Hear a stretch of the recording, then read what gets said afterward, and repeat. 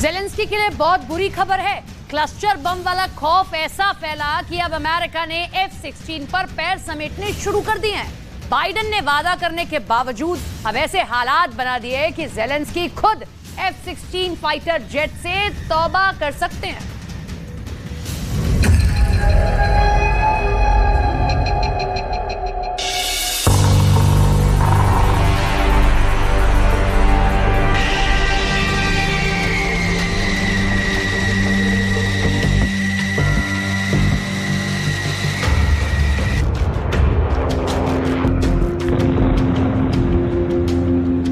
Zelensky के सितारे गर्दिश में आ चुके हैं। F-16 को लेकर ज़ेलेंस्की का भरोसा चकनाचूर होने की कगार पर है।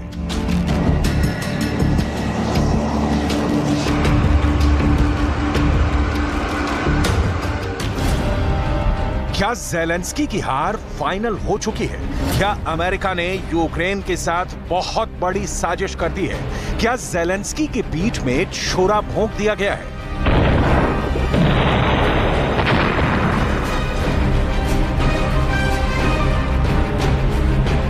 जुलाई के महीने में ज़ेलेंस्की को लगातार झटके मिल रहे हैं और नाटो से खरी खरी सुनने के बाद ज़ेलेंस्की के लिए अमेरिका से बहुत बड़ी बैड न्यूज आई। खबर ऐसी है कि जिस F-16 का वादा अमेरिका ने मई 2023 में किया, वो फाइटर जेट अब ज़ेलेंस्की को 2024 में मिलने के आसार लग रहे हैं। यानी ज़ेलेंस्की के पायलट इस जहाज से पुतिन पर हमला 2024 में ही कर पाएंगे। ये जानकर ज़ेलेंस्की के होश उड़ गए हैं। ज़ेलेंस्की को बाइडेन का वादा नजर आ रहा है, जो अब खोखला साबित होता दिख रहा है।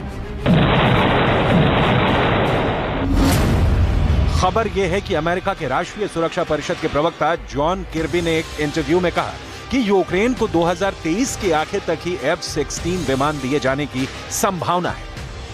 हालांकि F-16 फाइटर जेट को लेकर अमेरिका ने एक बड़ी बात कह दी है, जिससे पुतिन बहुत खुश होंगे और ज़ेलेंस्की का पूरा हौसला डगमगा सकता है। जॉन किर्बी ने यह भी कहा है कि अमेरिका ये नहीं कह सकता कि सिर्फ F-16 के जरिए ही इस युद्ध को यूक्रेन के पक्ष में किया जा सकता है। अब यही ऐसी बात है जिससे ज़ेलेंस्की की पूरी प्लानिंग बिगड़ सकती है। जो ख्वाब उन्होंने F-16 को लेकर देखे हैं वो चकनाचूर हो सकते हैं, क्योंकि अमेरिका की ये दो स्टेटमेंट ज़ेलेंस्की के साथ बहुत बड़ा खेला कर सकती है।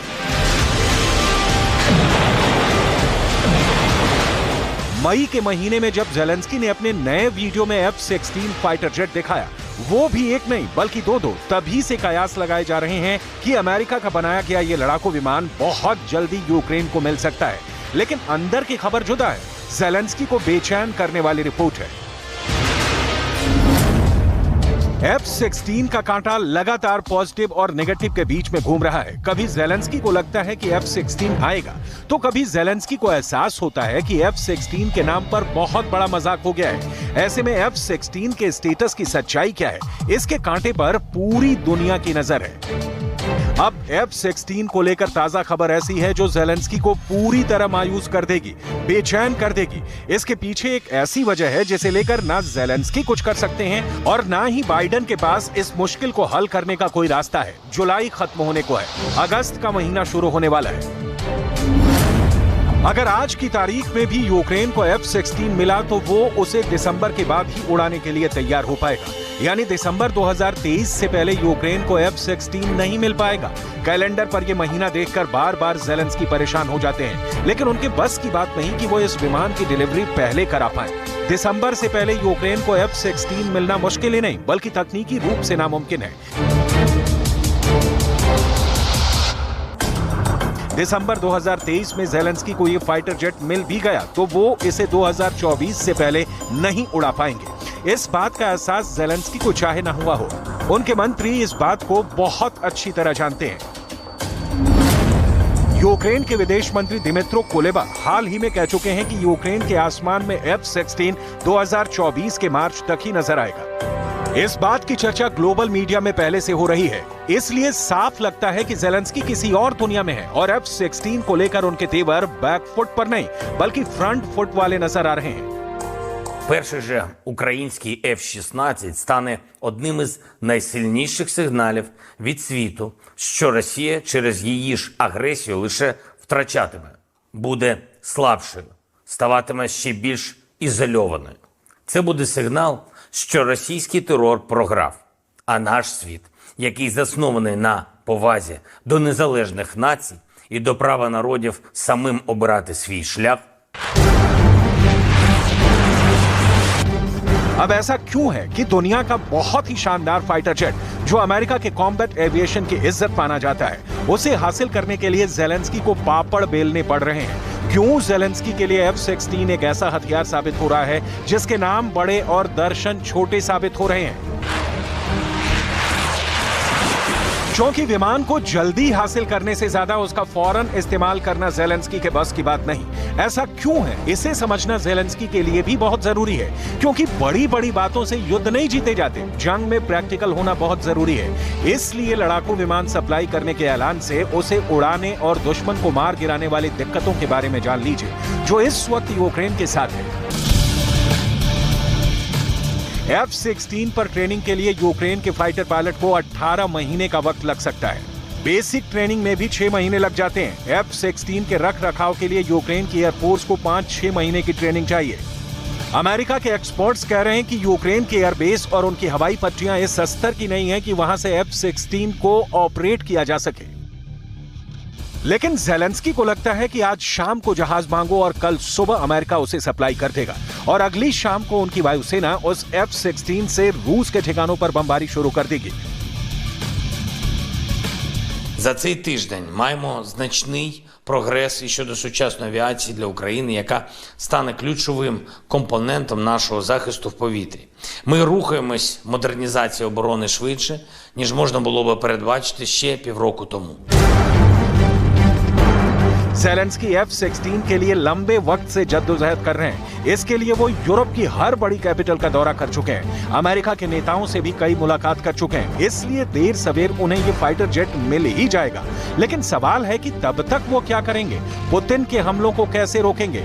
पुतिन ने तो अब खेरसॉन पर भी फिर से नजरें गड़ा ली हैं। यही वजह है कि जेलेंस्की बहुत जल्दी F-16 हासिल करना चाहते हैं। इस वक्त नाटो के 11 देश यूक्रेन को F-16 वाली मदद पहुंचाने का हिस्सा है। कोई ट्रेनिंग दे रहा है, कोई स्पेयर पार्ट्स दे रहा है, तो कोई पश्चिमी तकनीक समझने के लिए अंग्रेजी सिखा रहा है। इनमें ब्रिटेन, डेनमार्क, द नीदरलैंड्स और रोमानिया शामिल है, जहां यूक्रेन के पायलट ट्रेनिंग हासिल करेंगे। लेकिन बड़ा सवाल यह है कि यूक्रेन को F-16 कौन देगा? क्योंकि यह बात है कि जो भी जेलेंस्की को F-16 सप्लाई करेगा वो पुतिन के टारगेट पर आ जाएगा और इसकी बहुत बड़ी वजह है परमाणु बम। रूस ने कह दिया है कि F-16 से परमाणु बम के हमले का खतरा होगा और इसे लेकर रूस ने बड़ा ही खतरनाक जवाब देने का मन बना लिया है। Предпринимаются попытки атак силами 2 рот при поддержке 5 танков. На другом участке тоже 1,5.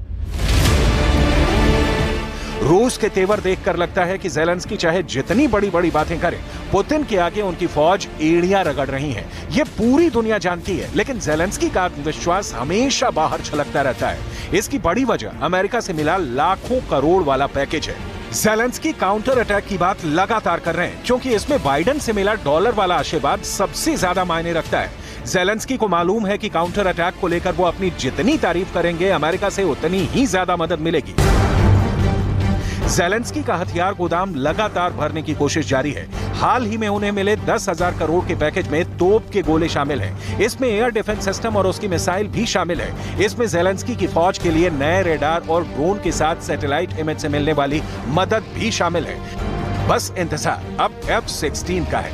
बाइडेन पहले ही F-16 पर यूक्रेन के पायलट्स को ट्रेनिंग की बात कर चुके हैं, लेकिन ऐसी हर मदद के बीच पुतिन के हमले रुकने की बजाय और तेज हो रहे हैं। पुतिन कह चुके हैं कि जितने ज्यादा हथियार यूक्रेन को मिलेंगे, रूस उतने ही ज्यादा हमले करेगा।